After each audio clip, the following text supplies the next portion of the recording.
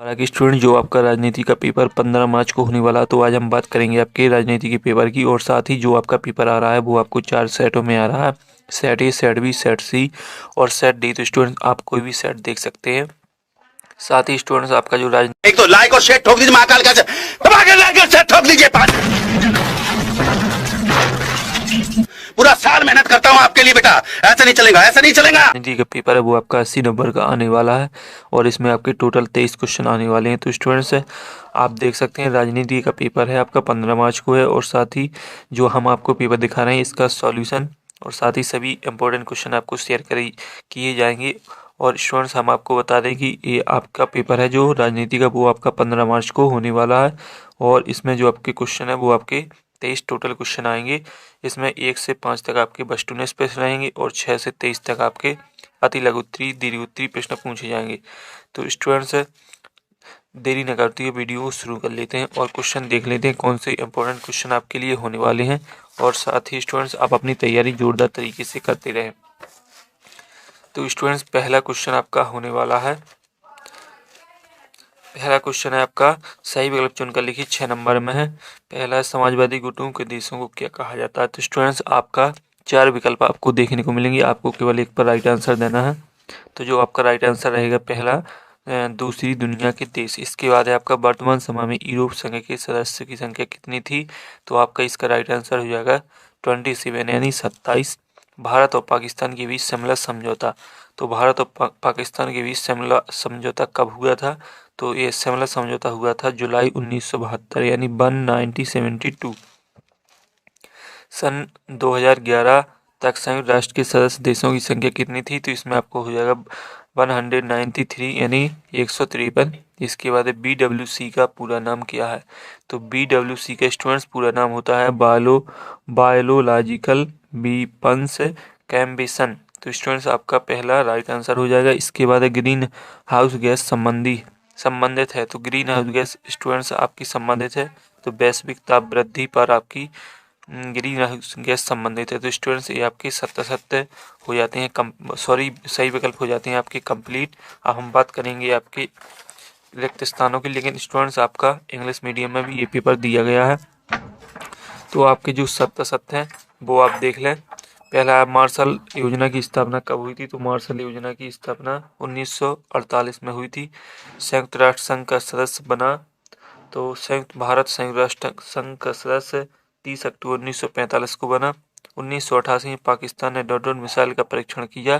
तो गौरी मिसाइल का परीक्षण किया। स्टूडेंट्स आप देखते जाएं, सॉल्यूशन भी मैं आपको दिखाता जाऊंगा, देखते जाएं आप। 1948 आपका पहले खालिस्तान का राइट आंसर रहेगा। 30 अक्टूबर 1945 आपके दूसरे खालिस्तान का राइट आंसर रहेगा। और तीसरा खालिस्तान आपका आंसर गौरी रहेगा। इसके बाद आपका भारत में नई आर्थिक शिक्षा नीति डॉट में अपनाई गई। तो आपकी नई शिक्षा नीति 1991 में अपनाई गई। इसके बाद जम्मू कश्मीर की राजधानी क्या है। तो जम्मू कश्मीर की राजधानी आपकी रहेगी श्रीनगर। भारत में डॉट अर्थव्यवस्था। तो भारत में मिश्रित अर्थव्यवस्था है। तो आप देख लें एक बार अच्छे से जो आपके खालिस्तान के राइट आंसर है। इसके बाद स्टूडेंट बढ़ेंगे आगे तो हम देखेंगे आपकी सही जोड़ी। तो जो आपकी सही जोड़ी है वो भी आपकी काफ़ी इम्पोर्टेंट है। और साथ ही आप अपनी तैयारी स्वयं से जोरदार तरीके से करते रहें और इस इम्पोर्टेंट पेपर को भी जरूर पढ़ें। तो आपके 6 नंबर में सही जोड़ी आने वाली है। इसमें आपका पहला सोवियत संघ। तो इसका आपका जो राइट आंसर रहेगा 15 गणराज्य आसियान की स्थापना। तो ये हो जाएगा अगस्त 1967। अंतर्राष्ट्रीय मुद्रा कोष का मुख्यालय तो हो जाएगा वॉशिंगटन। प्रथम विश्व युद्ध तो आपका हो जाएगा 1939। और द्विराष्ट्र का सिद्धांत तो शहनवाज भुट्टो। बिहार का काल औद्योगिकरण। तो ये आपकी सही जोड़ी कंप्लीट हो जाती हैं। अब बढ़ेंगे आपकी 77 पर।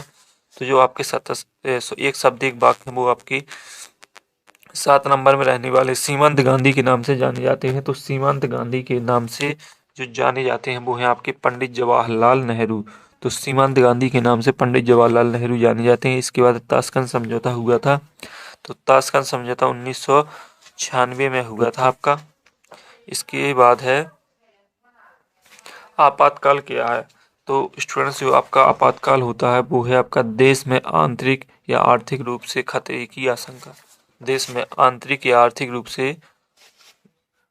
रूप से खतरे की आशंका आपातकाल कहलाता है। इसके बाद है गठबंधन सरकार बनने के प्रमुख क्या कारण। तो गठबंधन सरकार का जो आपका चौथे का राइट आंसर रहेगा वो है आपका राष्ट्रीय दलों की कमजोर स्थिति। तो राष्ट्रीय दलों की यदि कमजोर स्थिति होती तभी गठबंधन सरकार बनती है। इसके बाद चिपको आंदोलन के प्रवर्तक थे। तो चिपको आंदोलन के प्रवर्तक कौन थे स्टूडेंट्स।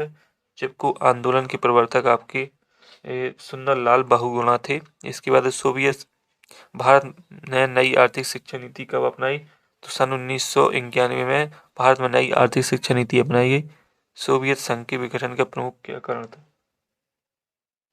तो सोवियत संघ स्टूडेंट्स आप खुद से अपना सॉल्यूशन देख सकते हैं।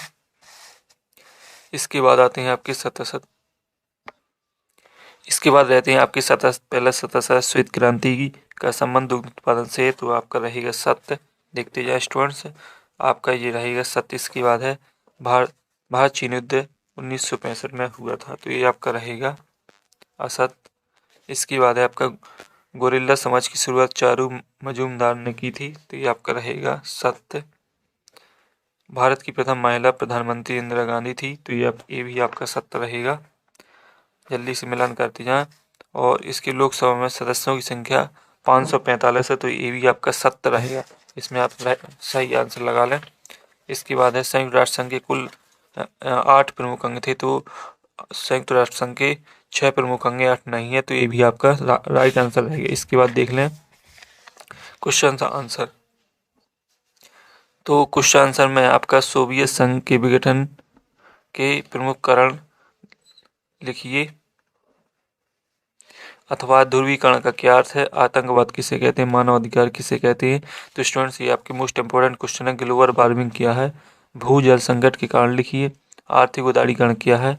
और इसके बाद स्टूडेंट्स आपका वैश्वीकरण की 2 विशेषताएं। तो स्टूडेंट देखते जाएं, काफ़ी मोस्ट इंपोर्टेंट क्वेश्चन है। और साथ ही आप अपनी तैयारी जोरदार तरीके से करते जाएं। नियोजन का अर्थ में परिभाषा बताइए। नियोजन के उद्देश्य, विश्व नेतृत्व से तात्पर्य, भारत के पड़ोसी देशों के नाम, आतंकवाद समझौता क्या था, दल बदल क्या है। 2-2 नंबर के सभी क्वेश्चन है आपके इम्पोर्टेंट हैं। आपातकाल के प्रमुख घटक कौन कौन से हैं। लोकतांत्रिक व्यवस्था का संगठन क्या होता है। केंद्र शासित राज्यों के नाम लिखिए। राजा हरिहर कहाँ के राजा थे। गठबंधन सरकार से क्या तात्पर्य। तो स्टूडेंट्स आपके सभी 2-2 नंबर के क्वेश्चन है, अच्छी तरीके से देखते जाए। इसके बाद है आपका मंडल आयोग का गठन कब किया गया था। 16वां सोवियत प्रणाली की आदि समझाइए। सोवियत प्रणाली की प्रमुख विशेषताएं, आसियान के कार्यों को समझाइए। और इसके 3 नंबर के स्टूडेंट्स आपके क्वेश्चन है। यूरोपीय यूनियन संगठन के उद्देश्य समझाइए। राज्य पुनर्गठन आयोग को समझाइए। भारत विभाजन के प्रमुख कारण लिखिए। क्षेत्रवाद पृथकवाद में अंतर स्पष्ट कीजिए। क्षेत्रीयता के प्रमुख कारण लिखिए। भारत पाक बीच कश्मीर समस्या को स्पष्ट कीजिए। ताशकंद समझौते का प्रावधान क्या है। संयुक्त राष्ट्र संघ के आधारभूत सिद्धांतों को समझाइए। इसके बाद स्टूडेंट्स आपके 22वां है और 23वां। 22वां है आपका भारत की विदेश नीति की प्रमुख सिद्धांत कौन कौन से हैं। गुट निरपेक्ष नीति के प्रमुख उद्देश्य समझाइए। और क्षेत्रीय आंदोलन देश के विकास में बाधा समझाएं। और अलगाववादी आंदोलन क्या समझाइए। तो स्टूडेंट्स आपके सभी क्वेश्चन पूर्ण हो जाते हैं। एक बार और फिर से देख लें। और साथ ही स्टूडेंट्स आप अपनी तैयारी स्वयं से जोरदार तरीके से करते रहें। नोट्स का रिवीजन भी कर लें और इस मोस्ट इंपोर्टेंट पेपर को पढ़ लें। तो आपके काफ़ी अच्छे मार्क्स आने वाले हैं। तो अगले वीडियो में फिर मिलते हैं। तब तक के लिए आप सभी को जय हिंद।